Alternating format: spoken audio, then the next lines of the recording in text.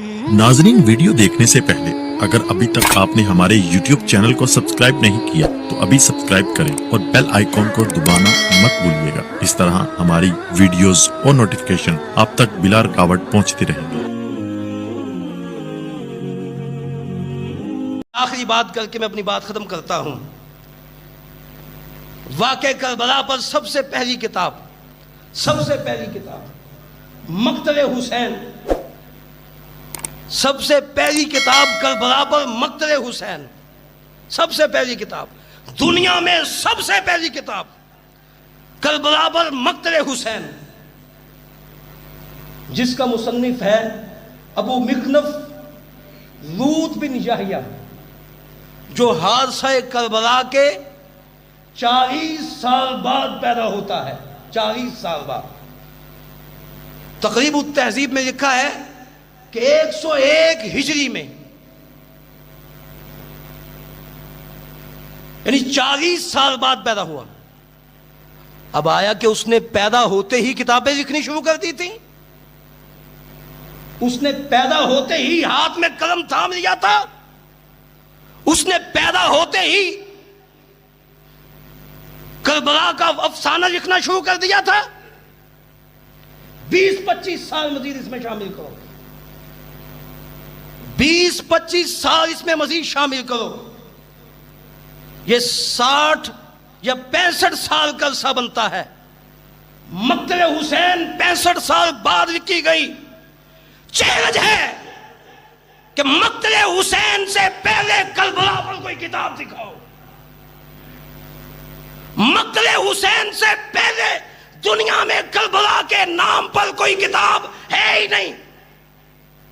اور پھر ایک مزید قابل تعجب بات، یہ ظالم، یہ شیعہ واسطے اور حوالے سے بات نہیں کرتا کہ مجھے فلاں نے بیان کیا، یہ ڈائریکٹ بیان کرتا ہے۔ ابو مخنف لوط بن یحییٰ رافضی یہ 60-65 سال بعد واقعات کو بغیر واسطے کے ڈائریکٹ بیان کرتا ہے۔ بتاؤ اس سے بڑا جھوٹ اور کیا ہے؟ 65 سال بعد کربلا کے وقوع کے 65 سال بعد 65 سال بعد ابو مخنف لوط بن یحییٰ ڈائریکٹ بیان کر رہا، درمیان میں واسطہ نہیں ہے، بلا واسطہ۔ ایک انسان ایک بات کرتا ہے کہ میں نے فلاں سے سنا، فلاں سے سنا، فلاں سے سنا۔ یہ ظالم کہتا ہے میں نے یہ دیکھا، یہ ہوا، یہ ہوا، یہ ہوا۔ جو 65 سال بعد کتاب لکھ رہا ہے، 40 سال بعد پیدا ہو رہا ہے، وہ واقعہ کربلا کیا بیان کرے گا؟ اس لیے ائمہ جرح و تعدیل نے ابو مخنف لوط بن یحییٰ کو کذاب کہا ہے، جھوٹا کہا ہے، وضاع کہا ہے، اسے افسانہ ساز کہا ہے۔ اور پھر ابو مخنف کا روحانی چیلا ابن جریر طبری، جس نے مقتل حسین کو، یعنی اس کتاب کو 150 سال بعد تاریخ طبری کی زینت بنا ڈالا۔ آج طبری کا نام لے کر اچھلتے ہیں۔ تاریخ طبری میں جو کچھ بھی ہے سب کچھ مقتل حسین سے ماخوذ ہے، سب کچھ مقتل حسین سے ماخوذ ہے۔ اور پھر جتنے بھی مورخین، یہ تاریخ چل رہی ہے، یہ تاریخ شروع ہوئی ہے، 65 سال بعد کتاب لکھی گئی،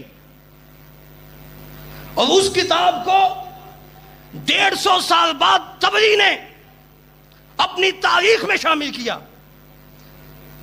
اور وہ بھی ابو مخنف کے حوالے سے روایتیں بیان کرتا ہے، اس جھوٹے رافضی کے حوالے سے، اس کذاب کے حوالے سے وہ روایتیں بیان کرتا ہے۔ اور پھر تاریخ آگے بڑھتی گئی، ابن اسیر نے الکامل لکھی، جس میں وہ بغیر حوالوں کے तबरी की तारीख का खुलासा बयान करता है। इब्ने असीर अल कामिल में बिला हवाला यानी बगैर किसी हवाले के तबरी का खुलासा पेश करता है।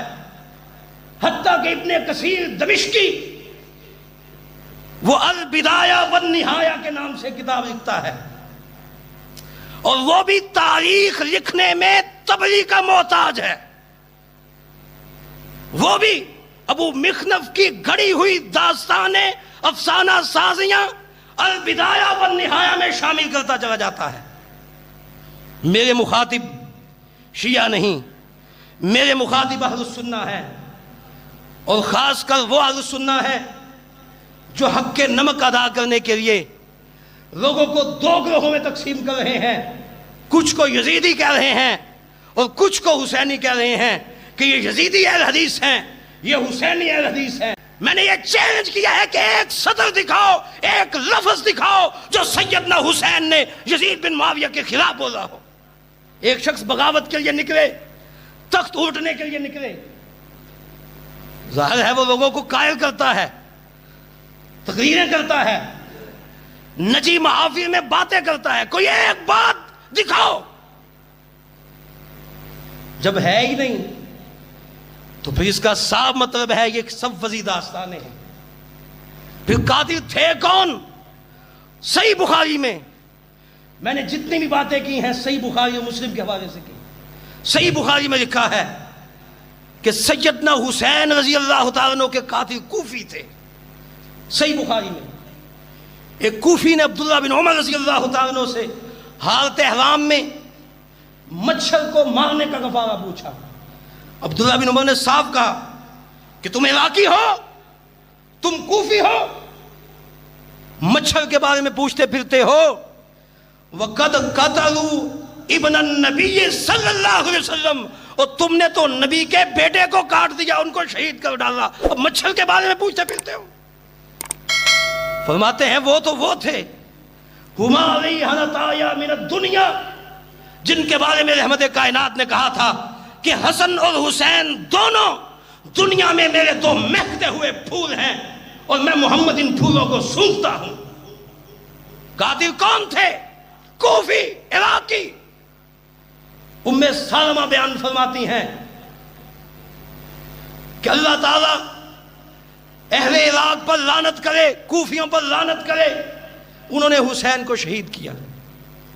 अल्लाह उन्हें तबाह व बर्बाद करे। उन्होंने खुद ही खत लिख के हुसैन को बुलाया था और धोखा दिया।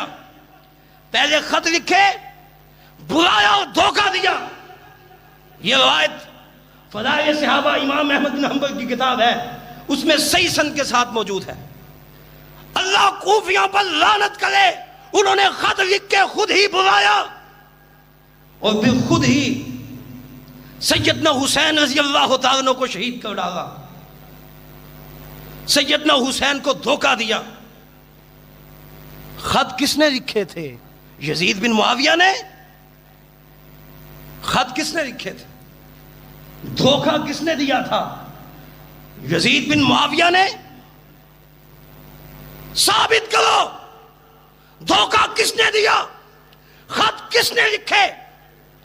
ये उम्मे सालमा के अल्फाज हैं और सही सन के साथ हैं। ये तो अहले तशरीह की किताबें भी कहती हैं कि यजीद बिन मुआविया ने कोई खत नहीं लिखा। खत लिखने वाले कौन थे? उम्मे सालमा कह रही हैं कि खुद ही खत लिखे, खुद ही बुलाया और फिर धोखा दिया। कि आज कुछ लोग मुंह खोले खड़े हैं, यजीद कातिल, यजीद कातिल, यजीद कातिल कहते रहो। तुम्हारे कहने से कुछ फर्क नहीं पड़ता, कुछ फर्क नहीं पड़ता। इसका मतलब यह नहीं है कि हम यजीद बिन मुआविया रहिमहुल्लाह के बहुत ज्यादा हमैती हैं और सैयदना हुसैन रजी अल्लाह ताला अन्हो की शहादत के हक में हैं। हम कहते हैं जो भी हुसैन इब्ने अली के कातिल हैं उन पर अल्लाह की लानत हो। हुसैन इब्ने अली के कातिलों पर अल्लाह की लानत बरसे। हुसैन इब्ने अली के कातिलों पर अल्लाह की लानत हो। ہم تو مقابلہ کروا ہی نہیں رہے، تم مقابلہ کروا رہے ہو، ہم مقابلہ نہیں کرواتے، کہاں حسین اور کہاں یزید، مقابلہ کوئی نہیں۔ جیسے کسی نے کہا ہے کتھے مہر علی اور کتھے تیری ثنا، کہاں حسین اور کہاں یزید، کہاں صحابی اور کہاں تابعی، کوئی بھی تابعی، ایک نہیں کئی تابعی بھی مل جائیں، کبھی صحابی کے مقام اور مرتبے کو پہنچ سکتے نہیں پہنچ سکتے، تم مقابلہ کرواتے رہو۔ کہتے ہیں کہ جو یزید کو اٹھاتے ہیں اور حسین کے ساتھ مقابلہ کرواتے ہیں انہیں شرم آنی چاہیے۔ میں کہتا ہوں واقعتاً شرم آنی چاہیے، ہم بھی کہتے ہیں شرم آنی چاہیے۔ کیوں؟ تابعی اور صحابی کا مقابلہ ہے ہی نہیں، حسین اور یزید کا مقابلہ ہے ہی نہیں، لیکن جو مجرم نہ ہو، جو قاتل نہ ہو، جو اس پر بہتان لگاتا ہے اسے بھی شرم آنی چاہیے۔ ایک شخص مجرم نہیں ہے، جو اسے مجرم بناتا ہے اسے بھی شرم آنی چاہیے۔ ایک شخص قصوروار نہیں ہے، وہ اسے قصوروار ٹھہراتا ہے، اسے بھی شرم آنی چاہیے۔